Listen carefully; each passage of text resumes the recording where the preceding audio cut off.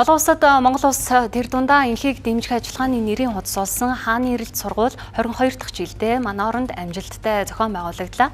5-7 дахь зэвсэгт хүчний сургалтын нэгдсэн төвд явагдсан тус сургууль 24 орны 1300 орчим цэргийн албаагчид оролцсон юм а.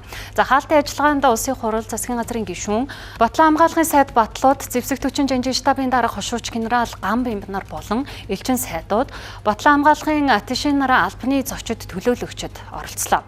Энхийг дэмжих ажиллагааны сүүлийн үеийн бодит цагийн байдал, туршлага сургамжид тулгуурлан явагдсан тус сургуулиас түгээмэл ашиглагддаг ажиллагааны арга техникээс энхийг сахиулагчид суралцсан байна.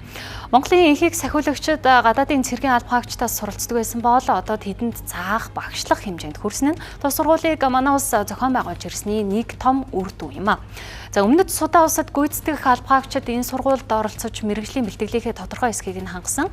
Болцсошгүй хямралт цагийн байдал, нэгдсэн үндэсний байгууллагын цэргийн хүчний бригад батальоны штабын ажиллагааг жигдрүүлэх, команд штабын сургууль болон салаадын хээрийн сургууль чадварыг нэмэгдүүлэх төрөл бүрийн сургалтыг цогц байдлаар онол дадлах хослуулж явуулсны зэрэгцээ орон нутгийн авто замын далан газар шорооны ажлыг хүмүүнлэгийн ажлын хүрээнд хийж гүйцэтгэсэн байна.